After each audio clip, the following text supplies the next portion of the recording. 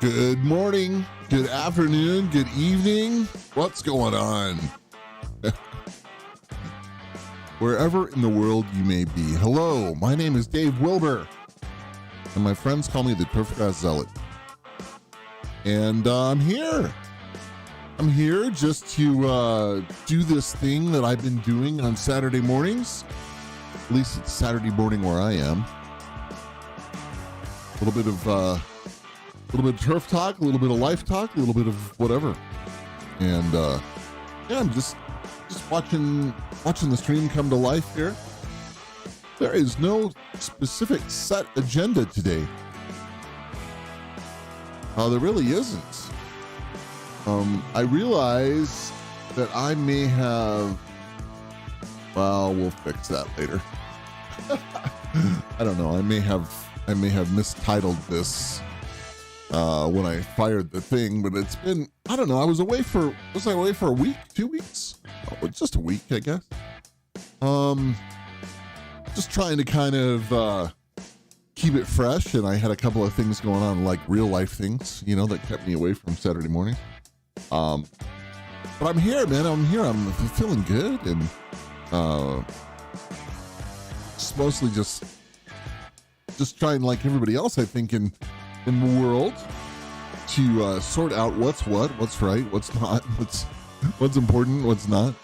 And there's lots of choices to make, isn't there? Lots of things happening. So I'm just watching as people get in here, and I see some viewers, most of you guys that are actually watching live, that you can use the chat, say hi in the chat, ask a question in the chat, keep it real in the chat, whatever you want to do. And yeah, it looks like all the equipment is working right, and we're in we're in a good internet connection. I mean, everything seems great. So I'm happy. And if I'm happy, then I want to make you happy. And there's a lot of stuff been going on in the world, huh? Part of me doesn't even know where to start. Part of me doesn't even want to start on some of it. So let's keep world politics and things like that out of the picture. And I don't know, we might touch on COVID for a second, just simply because as I talk to golf course superintendents and sports turf managers all over, there's just a lot of comments about whether or not they should be doing this, should be doing that, not be doing this, not be doing that, staff considerations, all that sort of thing. I feel like most people are happy that they work outside. Let's put it that way. So I don't know what's right, what's real, what's not. I'm not sure about all that. I continue to try to not shape my opinion by what, popular culture says, which I think is a good tactic. And having dealt with, the virus and been pretty sick, like I'm cautious. So there it is.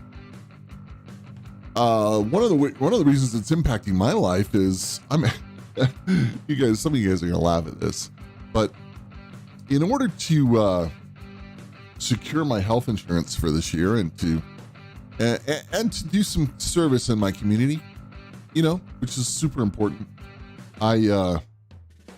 I've been working with my local school district, driving a school bus. I have my CDL license. I picked up my school and passenger bus certificate. What is it called? Endorsements. And so I spend a couple hours a day transporting students and helping out in that world. And that allows me to, to fairly inexpensively secure health insurance, which when you're over 55, that's a thing. And when you're over 55 and self-employed, that's a real thing. So yeah. So that's been a riot, actually. Right now I've been transporting some elementary students and some middle school students. The middle schoolers are cool as hell. They're just fun. Just good people. The little guys, I don't know, man. I'm not sure that the Mr. Bear, I call myself Mr. Bear, right? I make the kids call me Mr. I even have a sign that says Mr. Bear. And it's like, I don't know, like, what the little guys think of me, and I'm not sure what to think of them, but I got my hands full with that.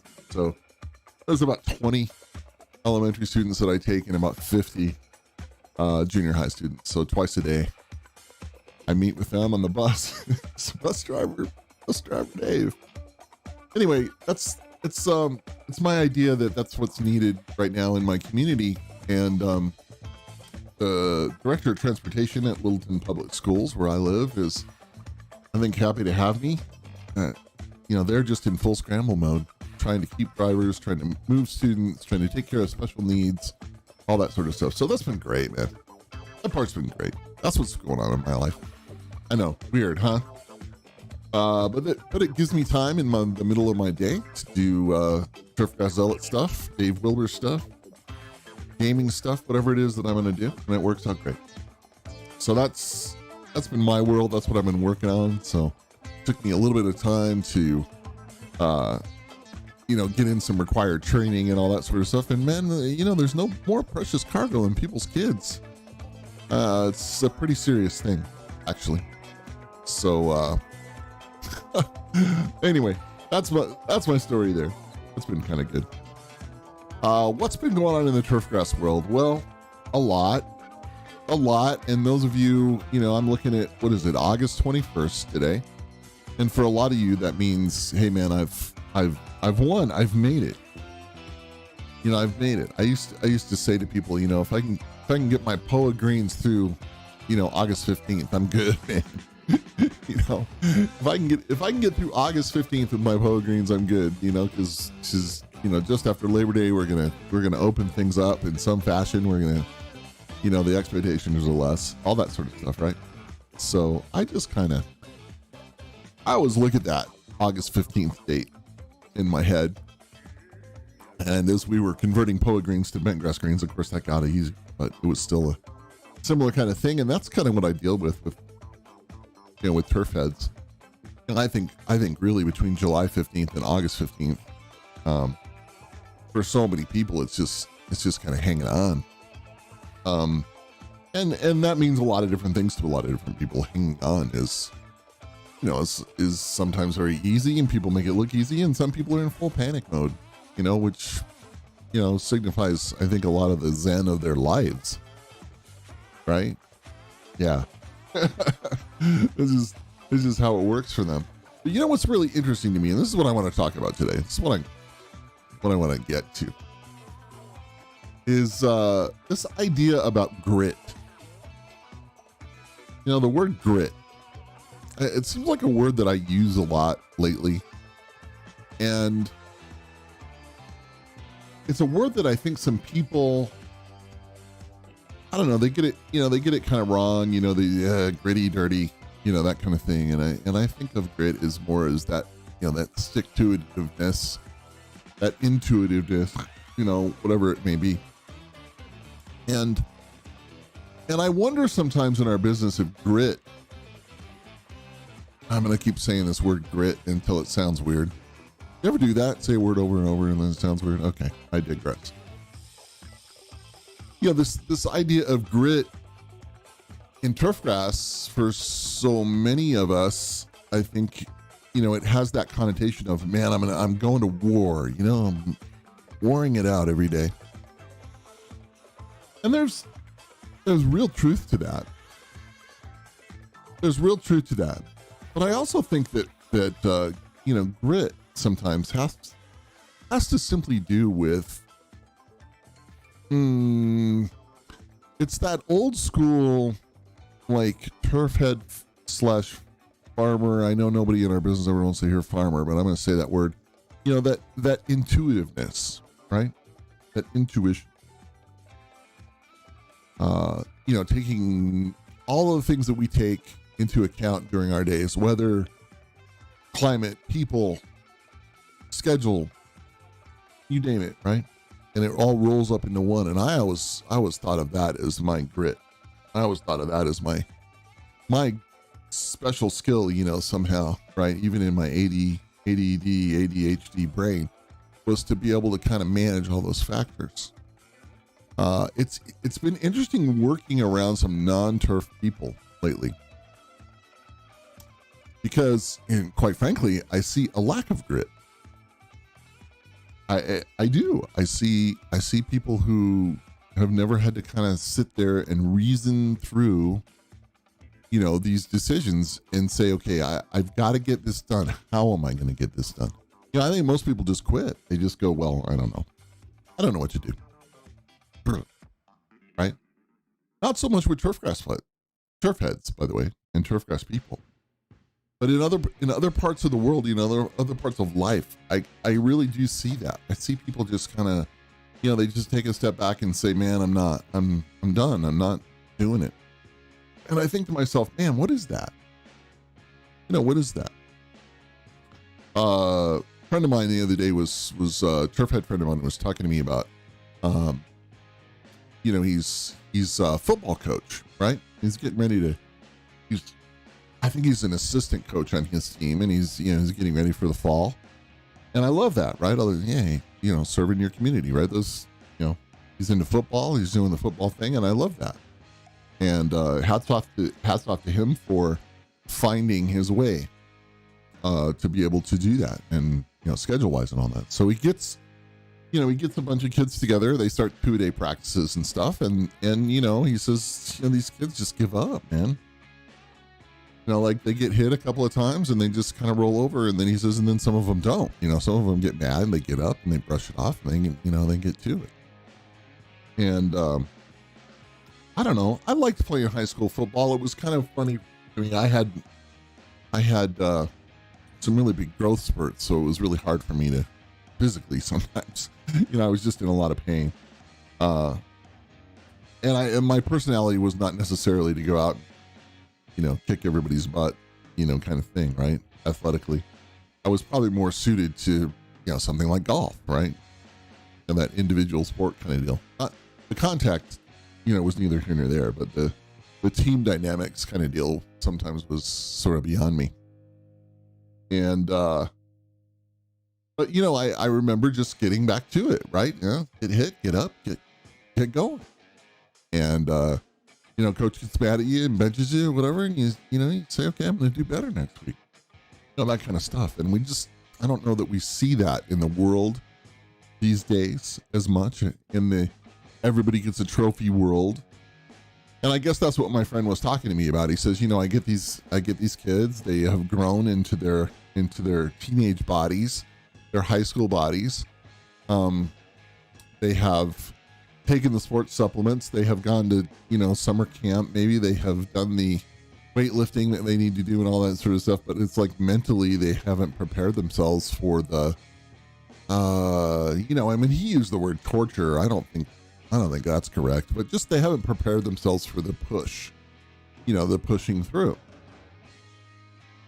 And that's one of the things I love about turfgrass managers, man. You look at the things that turfgrass managers will do to push through. Whether it be tournament prep for an open championship, a tour event, or the ladies invitational, we always learned that, that those things are coming, those events are going to happen, they're on the calendar, and you just got to push. And it's personal sacrifice, it's all kinds of stuff. And I guess I always called that grit. So I'm talking to my friend about football, right? I'm talking to him about that. And I said, so it really is just these kids are just have a lack of grit, right? And he goes, yeah, that's kind of it, man. It's like, I gotta, even the better athletes, I have to baby them a little. I have to teach them little things, about life, because they haven't been taught that. And he's not quick to blame parents or whatever. I think he's just talking about the world that we live in general. That somebody, we spend a lot of time in our world, don't we, not giving people hard shots. Oh, you can't say that. You can't do that. You can't be that. And I think we can relate that sometimes to golfers, right? Because they'll have a bad day on the golf course, won't they? And it's just it starts in, and it's like, well, just why don't you go get some range time in? Why don't you practice a little bit, right? Before you start in on me about what you think the greens ought to be and ought to be. I see your golf swing.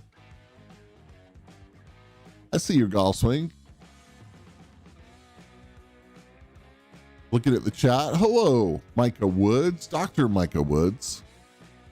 And I'm always excited to see him. Micah, I did receive your email. I'm sorry. I get these great emails from Micah.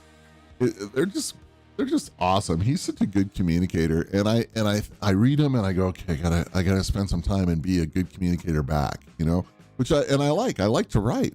I just haven't had a ton of time to do it.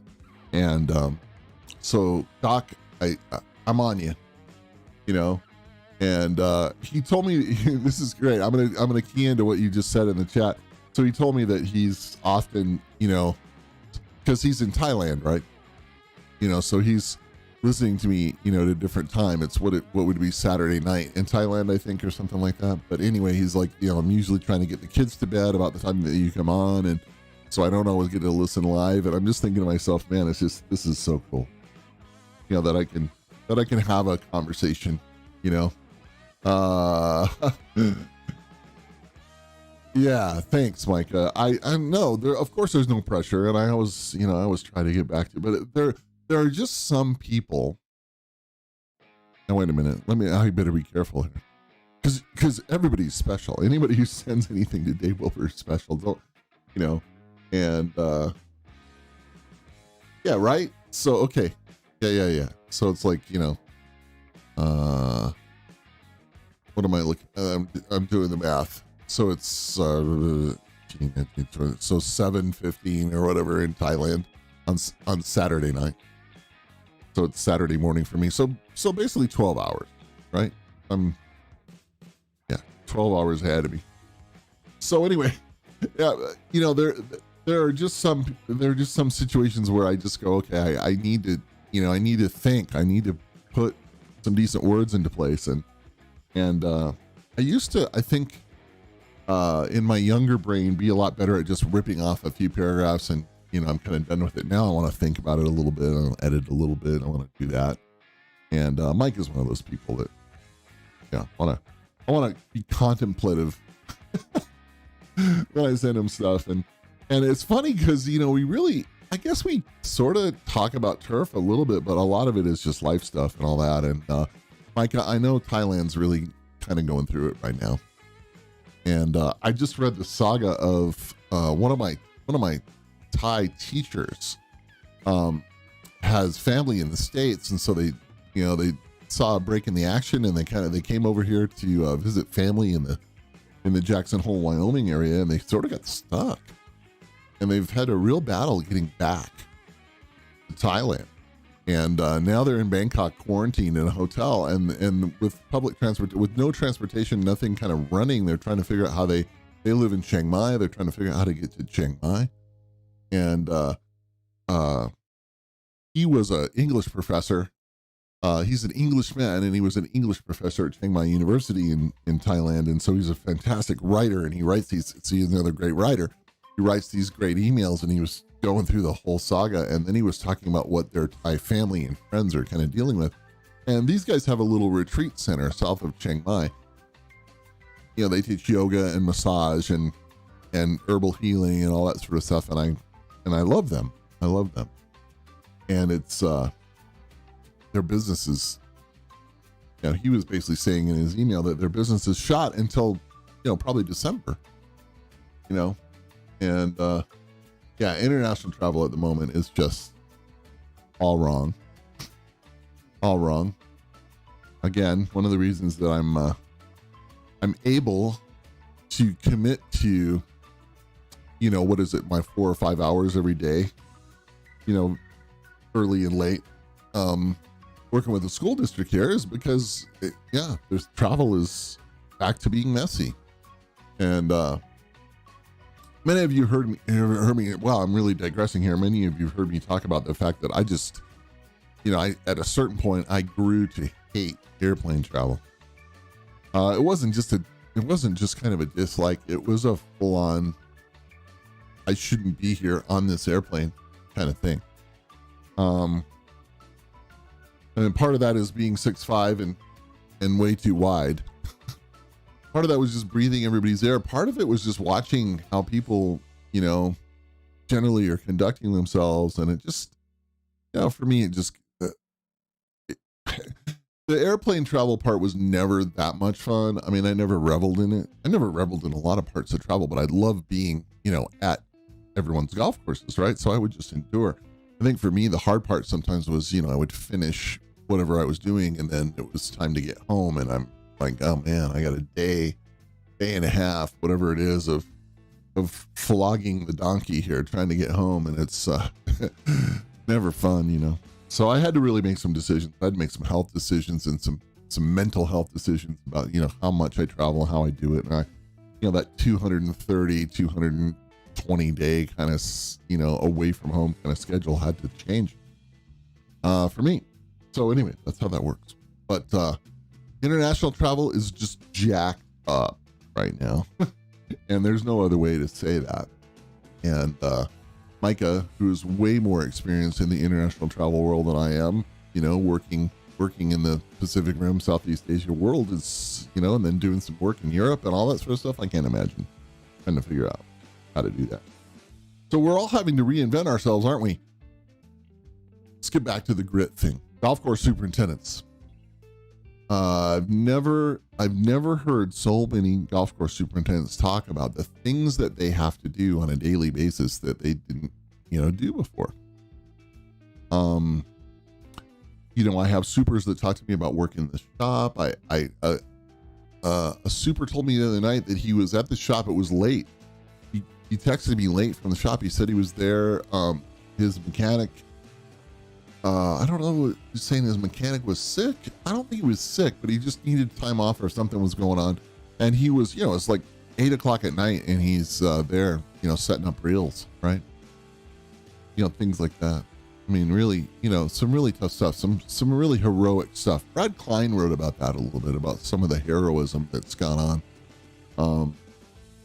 And if you follow my Twitter feed, I think I linked Brad's column about that. I'm trying to think who he did that column for, but it was fantastically written. And the heroism, and then let's go back to that word grit has come back into play, hasn't it? I mean, look at the things that everyone is having to do these days in whatever it is. And I watch turf managers, I watch turf heads just excel because they're used to that move. They're used to checking, jiving, looking at the weather, figuring it out. Okay, I'm gonna move this direction. I'm gonna move that direction, and just sticking in it. Right? They're just not gonna get rolled over. You just can't get rolled over. I remember saying that to a member one time. It's like, I don't have the luxury of coming in and throwing my hands in the air and say, well, I'm, fuck it, I'm not doing this today. We had to figure it out, right? And on some weekends, and I think, different crews are different in different places, but that weekend thing of kind of standing at the door and wondering who's going to show up and if they're going to show up, are they sober and, that kind of stuff. It's like, wow, this is no fun.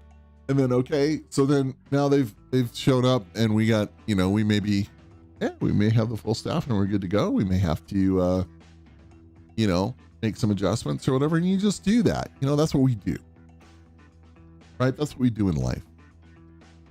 And I've always said that as far as my experience in the world, one of the class groups of just adapting, overcoming, changing, outwitting, outplaying, outlasting is golf course superintendents and turfgrass managers. They've always excelled at that.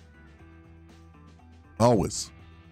So yeah, man, I'm into the grit. I'm into that thing, and I'm wondering, okay, so all right, how do we teach that? Right? And this is not I really never participate in the millennials, the millennials thing. No, I see plenty of millennials that are powering through.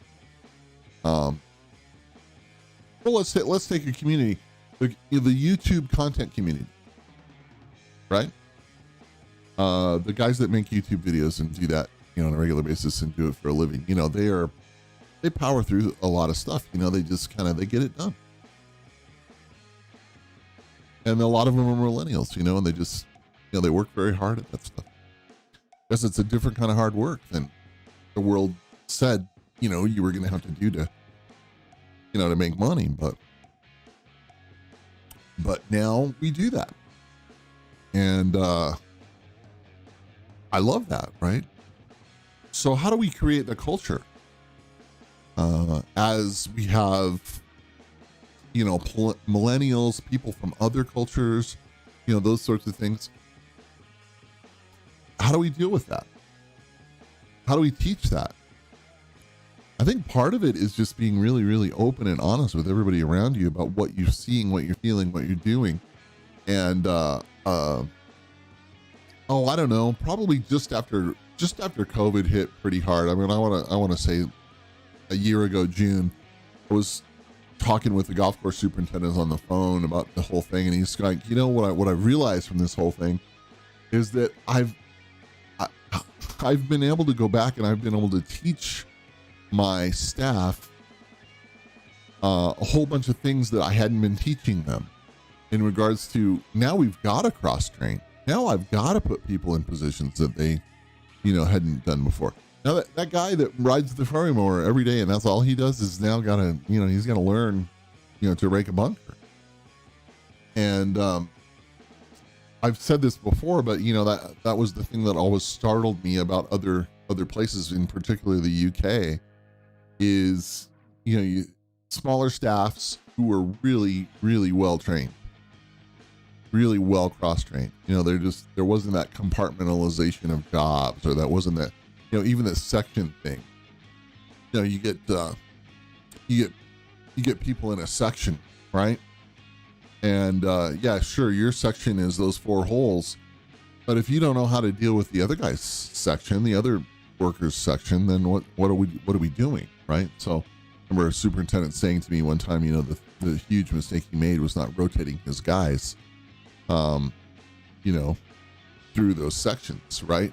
It's a hard one because you want that pride of ownership. Hey, employee X, own those 4 holes, man, make them yours. That's great. And then, and he learns the nuances of, what has to be done with those. And then, you say, well, now, why not teach that person to learn the nuances of the next 4 holes? I mean, instead of just saying, well, okay, that's your lockdown. This is your fence, right? Stay in your fence, do your work, stay here, you're doing great. No, we have to get people cross-trained, in whatever thing. And I think that is a function of smaller staffs. You will always see a smaller staff in our business, in our world, who have way more depth as far as, what they can all do. Okay. So, 2007, 2008, and COVID, it has forced people into that, into that thing, which is not at all a bad thing, right? And so we have younger people on our staffs now, younger folks. They have a different attitude about life. Some of them, they're not those people that are going to say, hey man, I'm going to be at this job for, 28 years, retire with a gold watch. No, they're just, they're filling the gaps. Right. And, I watched this at Littleton Public Schools. Every day about 70 drivers hit the door there. A lot of them are my age, that 50 to 50, 55 age. Some of them are even a little older. They come in, they do their thing, and they go. Right? There's not a lot of there's not a lot of hey, I got to own this kind of thing. Right? That they're ticking the boxes for whatever reason. For some of them, it's just having something to do. For some of them, it's like me, kind of, hey, I got to get my health insurance squared away. Some of them are into the, hey, I want to serve kids. There's a bunch of paraprofessionals and stuff that work with special needs kids that are just amazing people. and they do it because they love it. Simple as that. They just want to do, that kind of service work. It's fantastic, right? So how do we teach that culture? Hey man, it's just greenskeeping. It's only grass. And I would have such a hard time when I would hear that. Man, it's only grass. Because to all of us, it's not just grass, and we know that. But do we teach the grit of that? Here we go back to that word grit. Do we teach the grit of that to our, to our people? Hey, it's not just grass that we're dealing with here. We're providing a sporting surface. We're providing recreation. We are, dealing with agriculture. We're putting an open space into, proper usage. We have a biological, ecological job. All of those things. Are we really explaining to people what that's all about? And so many superintendents right now, again, going back to the 50, 55-year-old worker who doesn't want to work and maybe shouldn't be working more than 40 hours a week, but can come in and give you a solid 20. It's turning out for a lot of people, that's a pretty good deal, right? My physical body is pretty torn up, but I see some people that are my age that are in really good shape. And I don't think you can, why not, hand a bunker rake to somebody and teach them the right way to, rake a bunker at 55 years old. Let them come in for 20 hours a week and get that stuff done in the morning and let them go. What's wrong with that? Well, that's what they want. Clubs are going to have to adapt, right? So, for instance, a superintendent was telling me the other day that he was kind of working with his general manager to redefine what full-time was at their club so that, for benefits qualifications. Because again, if I can give somebody 25 or 30 hours work a week and offer them, our health insurance package, then I'm way ahead of McDonald's or whatever other part-time or medium time thing that somebody could get. And I think that's really key. Okay, why am I, where am I going with this? I'm rambling along, but I'm really not. I actually have a roadmap. It's right here. See, the thing is that we did this thing where we love mono stands in our world, don't we? Like that. Hey, that looks good. It's this one. Look at all those pure bent grass greens. We pure ryegrass fairways, whatever it is. Pure bent grass fairway. Let's get the weeds out and all that sort of stuff. And diversity kind of goes away. I realize now that my staff looked kind of one way, and that was probably a bad thing. It was probably a bad thing to have a staff of people who were kind of all the same age and kind of, and all that sort of stuff. And so again, I'm hearing golf course superintendents say, yeah, it's pretty cool. Like I have the 55 and 60-year-old workers that are coming in and giving me 20, 25 hours a week. And then I have, my assistants and, those people who are usually a little bit younger and, climbing in the business. And then I have kind of this mixture, and the mixture is a lot better. Everybody's happier, right? We're working harder. We're working less people. And it seems like we're all getting along better. That's interesting. I would say that would have to do with some grit as well. So what about you? Okay, so you're sitting at the top, right? And it's lonely at the top. We all know that. We all know that director's chair, while it may be higher than everybody else's, is sometimes pretty tough to climb. What do you do for your own personal thing? Well, first of all, as a manager, listen to what I just said. There are a ton of different options about how to put together a staff right now. There are a ton of different options about how to put together a schedule. There are a ton of different options about how to put together agronomy. Hey, yeah, sure. We want to put that, that fertilizer application out, but can we keep up with the mowing? Is there another way to approach that? Can I get the color without the nitrogen? these things, right? These are the decisions. And I'm incredibly encouraged by all of the creative and amazing thinking that I have been seeing for some time. It's just great. The conversations that we've been having are just great. I think they're necessary and they're worthwhile. But when you're talking about being lonely at the top, right? Then sometimes that really does come down to just your own personal fortitude. and it's hard. Super says to me, man, my kids are getting older. I'm trying to be a dad. I'm trying to be a better husband. I'm trying to be a better human. I'd like to serve my church, my community, whatever it may be a little bit. Yeah, I get it. There's only 24 hours in the day and somebody's got to sleep. I gave up on sleep for a lot of years and that didn't do me any good. I'm always encouraging people to really look at that. In hindsight, that was, that was a major thing. Oh man, I only need 4 or 5 hours. I got it. If I can catch 20, 30-minute nap, in the afternoon, maybe, or early evening, I'm good. I can go to bed at 11:30 and get up at 4:30 and I'm ready to roll. No, you're just not.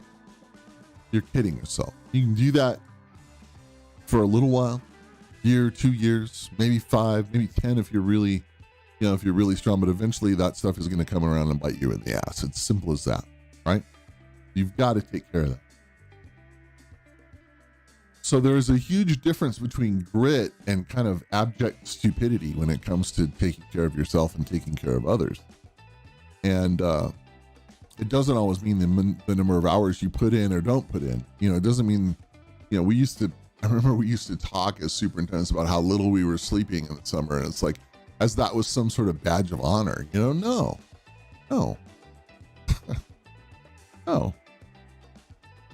Not a badge of honor. Not to sleep, not to eat, not to take care of yourself, not to do all those sorts of things. In my generation, in my culture, that's what was taught. My parents were very, very hardworking people, but they also kept it simple. I'm not sure they really imparted that lesson on. I just wanted to do everything. So grit comes in some different forms, and there's being gritty and gnarly and stupid, and then there's being gritty and smart, and I think that's where we have to kind of put that together. Well, I love that part. All right. Let me just look at my notes here and make sure that I'm catching all the bases. I think so. I think that's what this is what I want to talk to you about, right? So let's end this one time again. Let's illustrate this once again. There is a huge difference between grit, gnarliness, whatever, teeth locks, pounding your head into the door until it opens kind of thing, the rhinoceros deal. I know my pit bull Bruce, many of you know Bruce from Twitter. When he wants a door open, he just hits it with his head. And he'll do that a couple times and realize it's not gonna open. But he's got to try it, right? And so I think sometimes we all have to try it. We all have to say, well, I want to make that happen. Bam, bam. And then it doesn't happen. So then what is the thinking? Well, I better just keep backing up farther and hitting it again. No, there has to be a way around that, right? So grit does not just come with, the bull in the china closet, the pit bull hitting the door, or whatever, the rhinoceros. No. That's not it. That's not what I'm talking about. And there's plenty of you, and you know who you are, man. If you're listening to this and you're resonating with that, man, you know who you are. You know that you're that. Sometimes you're that person, and I am too. I mean, this is why this is a recognition that if I just back up further and hit it harder, it's gonna happen. No, it's rough wisdom to realize how many times I applied that technique and it just didn't work. Other things might have broken down around it, you know, but that certain thing was not really fixed. And so that's the important part. You know, grit does not equal not sleeping. Grit does not equal not eating. It does not equal the number of hours you work, the number of hours you don't work, whatever, or don't sleep, whatever, you know, whatever those things are, the number of hours you don't spend your, you know, with your family, you know, with your own personal health. No, that's not it at all. What it is about taking the things, the tools, the work that is in front of you and making great priority choices, making super sound decisions involving all the tools that you have. You know, don't take a hammer to that, you know, to that thing that, you know, the hammer's not going to work, right? Get the right size wrench, get the right tool, do the right thing. And eventually it's like, okay, yeah, now I've got it laid out. Now the grittiness just comes with, I did the work. I figured this out. I didn't just do it the same old way. I didn't do it the same way that everybody else did it. I didn't do it the same way that my boss from 30 years ago taught me. You know, no, we're in a different place right now. We're in a different place in the world. We're in a different place in our lives. And that's why I wanted to talk about this today, because I see some people doing it really, really right and really figuring it out, doing well with all of that. And I see some people that are just continuing to try to convince themselves that beating themselves up, you know, is that edge that they're looking for. You know, great illustration. I watch Forged in Fire a lot. I love that show. I love how they just, you know, here's a leaf spring from a pickup, you know, make a beautiful knife out of it. Like, I just love stuff like that. I think that's so cool. And, you know, once upon a time I wanted to, you know, I thought I was going to be a famous farrier, right? For sure. When I was a kid, I made summertime money, shoeing horses, you know, I was good at it. It also wrecked my back because you don't be 6'5" or 6'4" or whatever, however I was, you know, when I was junior, senior in high school, when I was doing that. And, you know, then listen, I was working on the golf course. I was doing all this and you know, I was shoeing horses. I know it was dumb, but I loved the forge work. Right. And I had bought a little forge, from somebody who was old and gnarly. And I loved just sticking metal in that thing and beating it into submission. You know, a couple of us figured out how we could stick we would take these wraps of barbed wire and stick them in the forge, you know, get them super hot and then twist them into, you know, various things that tourists like to buy, you know, whatever, you know, license plate frame, barbed wire license plate frame. You know, I did a lot of those crosses, yeah.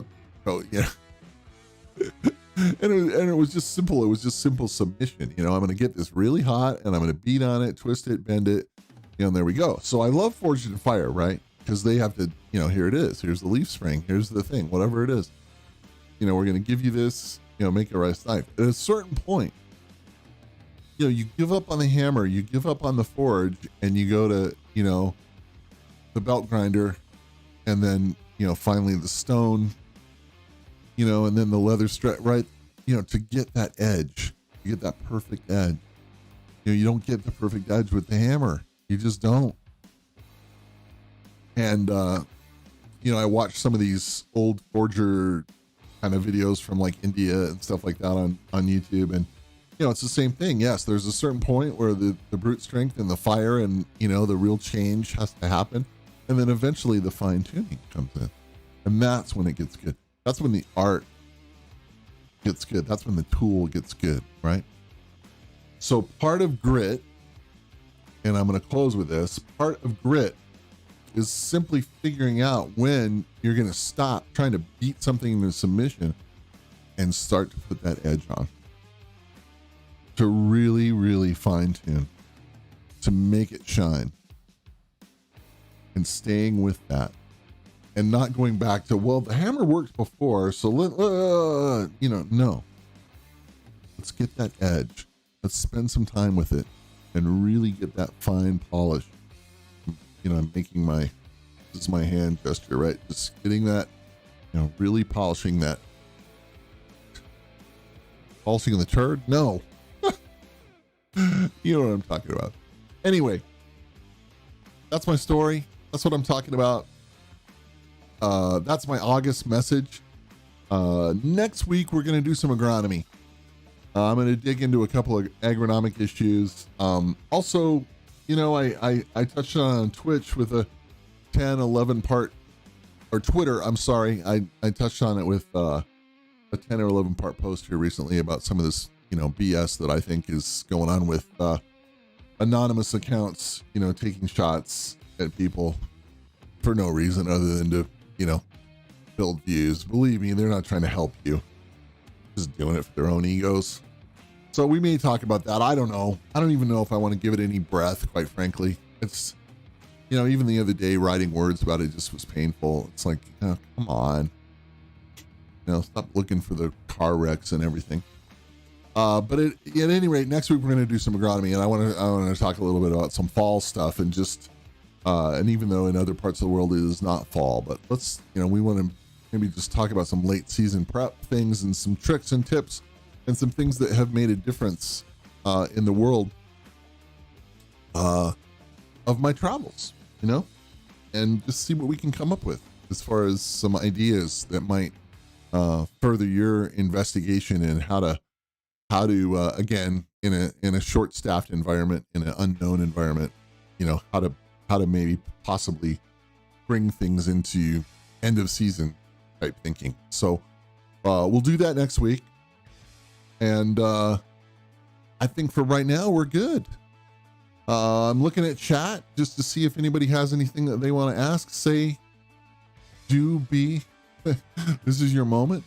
Micah, thank you for pausing in.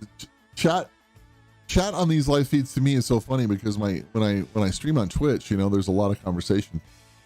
But fescue greens, yeah, Micah's been asking me about. You asked me about that before, didn't you? I'd love to get into the whole fescue green thing. I love fescue greens. You know that. My you've spent enough time in the UK.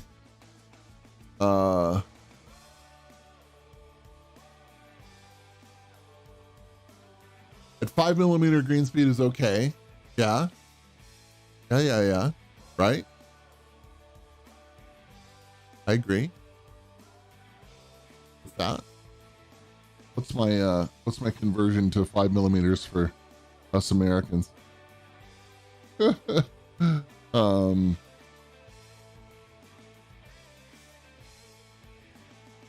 If you make that leaf blade more rigid, won't the speed decrease? Yeah, that's interesting. This idea of the rigid leaf blade, the laid over leaf blade, and all that sort of stuff. I don't know. Surface area wise, we've talked about that. What is the green speed equivalent of a plant that has X number of blades versus X times 10 number of blades in a square inch? I don't know. Like, I'll tell you this, just it's anecdotal.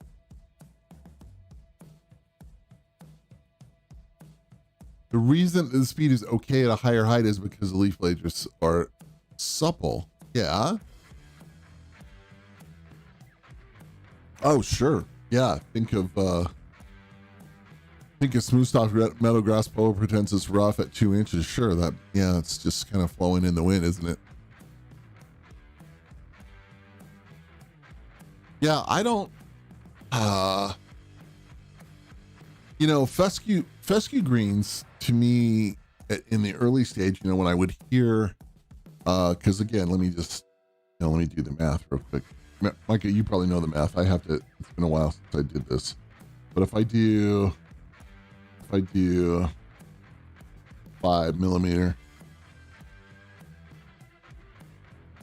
that's 0.19. That's 0.196 inches.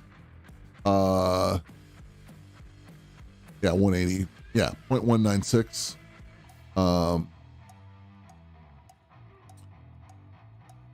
Yeah. So, and a lot of people, like I would hear this 5-6 mil kind of thing, right? 4, 5, 6 millimeter. I think, wow, really? That seems high, because, back home I'm at 100. I'm at, what would that be? Half of that, right? 2.5, 3 millimeter. And, so I remember trying to think when this was, where this was. It doesn't really matter, but I remember a superintendent making a mistake with potassium application and swearing up and down. And basically it was I think he tripled up or something. I don't know if he made the mistake, guys made the mistake, whatever. But he ended up putting a 3x rate of sulfate of potash down on these greens. And of course he called panicking and then, called me 2 days later and said that he was getting a way better cut and way more speed. And we said, well, maybe that's, increased turgor pressure and all that sort of thing. The silica thing, whatever it is, I experimented with the silica pretty early on when that stuff was first coming together. I don't remember whose product it was. Again, it doesn't matter. But I was doing it with some other things, so I couldn't tell you. Basically, what I was doing is I was using a silica and I was using a phosphite in the same brush stroke. Yes, I know I'm supposed to switch all that out, but you only have so much time. And the phosphite product and the silica product, I want to say it was a Griggs Brothers thing or an early Griggs Brothers thing, if I'm not mistaken. Maybe that was before Griggs and it would have been Karsten. Maybe that was a Karsten product, Karsten Turf. And I'm dating myself. But anyway, that combo, a phosphite and a silica product was actually really great. Did it allow me to come up on my how to cut? Did it allow me to, I don't know. I don't know that we were playing that game that well. And the other thing that, that I continue to say to people is, hey, growth regulators were not a thing. When I was coming up and really trying to put my whole granola management, greens management philosophy, that, the growth regulator tool was not in the barn. It was being talked about, it was just coming. And really when Primo first, hit the world, we were way more interested in Primo, for some other things like overseeding, right? And the first big win with Primo was, beat the hell out of your Bermuda, hit it with Primo, and then go overseed, right? And it was a win, huge win. And I was done growing grass by the time it was really, really super, where people are starting to use it on, on grains. So I'm a little limited in that whole thing. But I can tell you that my phosphite silica blend was pretty amazing. And it gave me that extra half a foot or whatever that I was looking for. Why did it do that? I can't tell you. Is it anecdotal? I don't know. The idea that my rolling resistance will change. I'm just thinking about what you're saying, that the rolling resistance of a green will change and therefore the green speed will change. I don't know that I cared about that as much as, and this is the thing that I think we're finding, right? Let's look past that for a second. And now, with the Clegg hammer and, some of the tools that we have available, my greens could be pretty speedy. And that was the deal, when I first started looking at fescue greens, whatever the height of cut was, is like, these greens they're not soft. They haven't been core aerified much. They get the solid time treatment and, there's not a lot of water going down on them and there's a lot of biological life happening. And these things are rock solid. Right. And it's like, oh, my members wouldn't like this. They want to bump the ball up and have it, into the green. And, the first greens I saw in the UK, in Linksland Golf were nothing like that. the Wilber test, right? Where I would just like stand in one place and jump on somebody's green and leave a big old footprint and just go, why would you let this happen and stop watering? That was a common thing that would happen on a consulting visit. Well, that never happened in the UK. Never. And even on bent grass greens more inland, or bent POA greens or whatever, it's still, firmness was still a thing. Part of that, again, was not a ton of core aerification going on, just a difference in culture, a difference in people's play style. There it is. So, can we narrow that down to plant turgor pressure? Can we narrow that down to supple leaf blades, all that sort of stuff? Sure. Yeah, probably. Why not? But if somebody's going to sit there and have a conversation with me about silica, and I can go leave footprints on their greens, as I walk across them, right? With my thundering, hulking, Bigfoot self, right? With my size 14s. Like, I'm going to say, hey, maybe we should be talking about water. Yeah, I don't know. Like, again, we had some instances of that. Was that just a POA green thing? The one big win that I heard somebody, have with, who's swearing by silica products, just some years later, was those were 100% POA greens.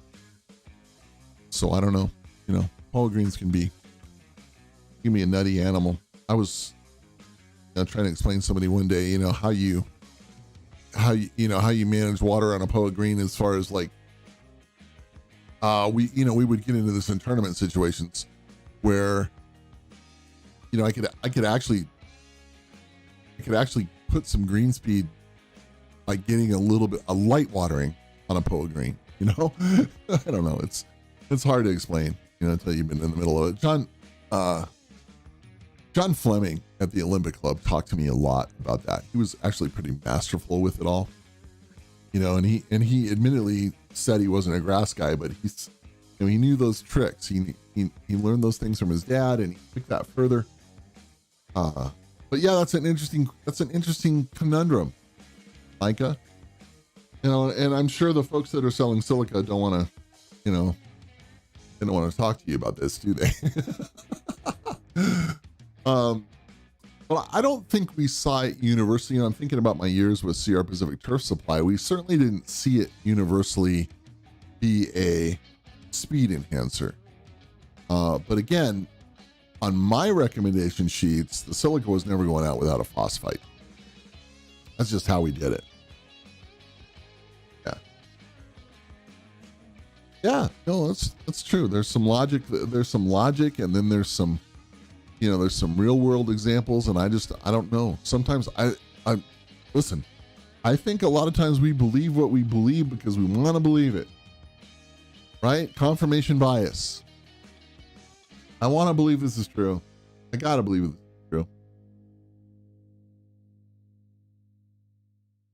true. They disagree with you and read the sales sheet. Yeah, I know. And that, that was one of the hardest things in my work with Sierra Pacific Turf Supply, which, by the way, I love those guys. And, Don Nauman, Becky Nauman, Dean Kinney, they were very good to me. And it was a very horrible time in my life. And I'm thankful for them. I really am. But I hated those moments when people would come to us with new products or new, whiz bang things. And it was just bullshit. And you knew it. But the profit margins were right, so we're going to put it on the shelf. I hated that stuff. I hated talking to those people. What is your agronomy background? Nothing. Well, and you're here telling me this is going to work? That was just hard for me. As quote unquote, supposedly the director of agronomy, where a lot of times my job was to, look at this product, see if we want to put it on the shelf. Maybe we're going to do some trials with it, things like that. And it's like, oh God, please just shut up. Stop talking. Because you're right. They're reading the sales sheet. They're reading, this will, and here come the claims. And it's like, really? Come on. Come on. You know, that's a hard one for me. That was hard. That was one of the hardest parts of that job was the abject bullshit. And I can say this now because this is just my world and I can say it now. The abject bullshit that would come from, a lot of manufacturers and a lot of people who were trying to, and the sad part of that to me was, this will be a great episode for another time. Like maybe we should do this together. That'd be fun. Although I'm not set up, my tech isn't set up to do guests, but maybe I can work on that. But the idea that, okay, so here's the junk salesman, right? Selling whatever. And then here's somebody that comes along and they're doing something cool, right? They've put something together that's pretty cool, pretty amazing. I mean, I'll use Joel Simmons as an example. Earthworks has always done really cool stuff. I love Joel. I love what they've done. I love his quality control, and I don't mind saying that. And I'm an Earthworks fan. I always have been. And it isn't just because I think Joel's a cool guy or because he's, because he's a good talker or any of it. No, I mean, we've won with the proper use of various products from his thing, all over the country. In fact, all over the world. But we've, again, you use the tool right. You don't bring the hammer to sharpen the blade. So you got to know what you're doing. You got to know what these things are. What is that? What is its proper place in the program? But here, every once in a while, like we looked at a great kind of acid product that a guy in California was building, and it just was really good, right? It had all the things that I wanted to do some cool water treatment type work with, and I won't get into the agronomy of it, but he was a kind of a 2-person operation. They were very small. They were very cool. They were very agronomically adept, educated. They had done the work. They had, sponsored some research at UC Davis. It wasn't in turf, but that's okay. It's a soil science thing. And I just love what they were doing, but they just weren't big enough to get everybody's attention. And they also volume wise weren't big enough to put a product out that had the kind of margins, profit margins, that other people could do. And so they got ignored. And it frustrated the hell out of me because it was like a really good tool. Well, it's just not, from a sales standpoint, and that's the tough stuff, right? But I love what they were doing, and I wanted to be part of what those guys were doing somehow, some way. So we were able to, we actually had to help with registration, and it just was it was a ton of work, right? And I remember people would ask for the sales sheet, and we would just go, well, it's kind of not one. We had a couple of in-depth white paper type emails, and that's what we used, and that was confusing to people, and a lot of them didn't have time to do it. And it was like, okay, Dave. It came down to, okay, Dave, whatever you say, because I believe you, I trust you. And I'm sure that as soon as I left Sierra Pacific, it was, they probably weren't selling much of that. But I knew it, and I knew it had a place, and I wanted that tool in the quiver. I wanted that thing in the toolbox. So, the problem that I see right now with marketing and all that sort of stuff is it just comes down to who's bigger, who's louder, who's going to hire more people, more mouthpieces to talk about their shit. And I hate that. And, we have some quote unquote journalists in our business who are just, human cell sheets themselves. They don't know anything about agronomy. They've never hung their hat on a good green or a bad green, but they're, oh, look at this, look at this great product. Everybody's using it. And oh, no. So I'll get to that someday. Right now I've gone over time because you got me ranting. Micah, thank you very much for providing some great, interesting talk. I want to keep this under control. So we're down to the end of it. Hey, thanks for watching. Thanks for listening. However it is that you're taking this in, please do me a huge favor and just, please hit the thumbs up thing, the like, this is that part where I say like and subscribe. It helps with the algorithm. It helps make this happen. Good things are happening. Thank you, Micah, for showing up. And of course, it's great to have you on board. And, you know what? Honestly, just like from the bottom of my heart, thank you, Micah, for being a friend. When I was in my dark times, Micah Woods sent me some very important emails. Sometimes just saying, like, not even focusing on that, but just saying, hey, how you doing? Here's what I'm doing. Here's what's going on. Thanks, brother. That's what counts, right? You and I may agree, disagree, whatever on Turfgrass stuff, but that stuff right there, that makes a difference. So I appreciate you, man. I love you deeply. And that's the thing, I as I've gotten a little bit older, I've grown to love our business and some of the people in it in ways I just never thought possible. And that's a good thing. All right, I'm getting all sappy. Look, I got tears in my eyes. Damn it, you guys. I hope you have a great week. Please, please, please, again, like and subscribe this thing. I'm doing this all on my own. It's just me. This is me and myself, and there, is no other. I'm just right now relying on building views, and I hate to beg, but I gotta a little bit. It's just how it goes. My name is Dave Wilber. This is the Turfgrass Zealot project, and I hope you have a fantastic week. Please keep yourselves happy, safe, and healthy.